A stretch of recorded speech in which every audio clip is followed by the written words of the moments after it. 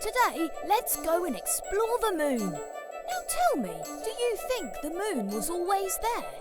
Let's go back in time 4.5 billion years and find out. Most scientists believe that the moon was born when a young planet crashed into the Earth. It was a big crash. Huge amounts of material were thrown into space and later came together to form the moon. Earth was a very different place back then. Let's now go back to 1969. When the first man, Neil Armstrong, stepped on the moon. It was a really special moment. Millions of people on Earth watched it live on TV. Your grandparents probably remember. Humans returned to the moon's surface 5 more times. They investigated and collected hundreds of kilograms of moon rocks and brought them back to Earth. When scientists examined these rocks, they discovered that they are like Earth's rocks. That's why they thought the moon was also formed out of materials coming from Earth during that early crash. But the last time humans went to the moon was in 1972.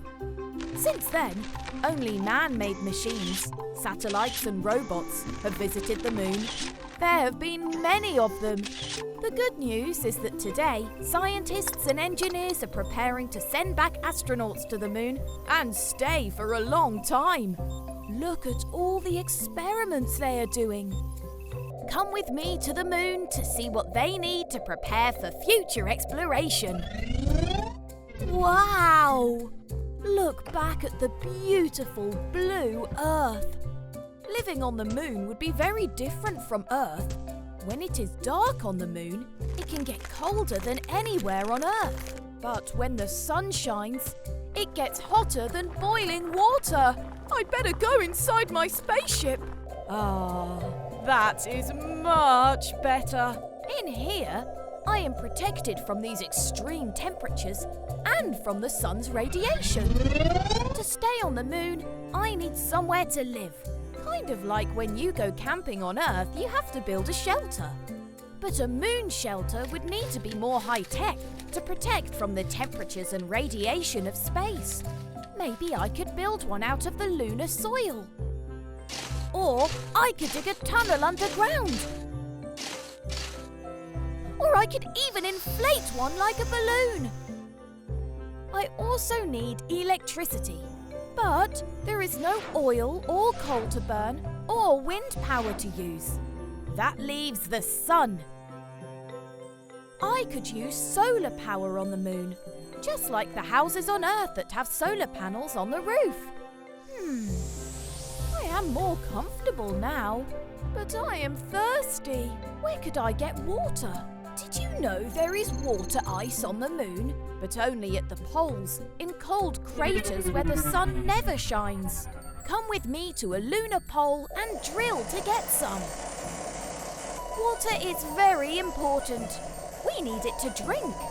I could also produce oxygen from it, and that is really important because the moon does not have an atmosphere, so there is no air to breathe. I could even use water to produce fuel to launch rockets.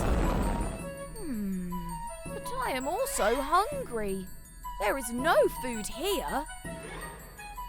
On Earth, I can grow fruit and vegetables. Maybe I can do the same on the moon.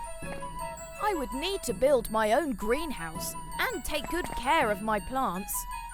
Look at that! Potatoes are growing. Now I have shelter, power, water, air and food. That is all I need to stay on the moon for a long time. So, today we learned that the moon was probably formed when a young planet crashed into the Earth billions of years ago. Astronauts have landed on the surface of the moon 6 times. Currently, only satellites and robots study the moon. Humans are preparing to go back to the moon. To live on the moon, we would need shelter, power, water, air and food.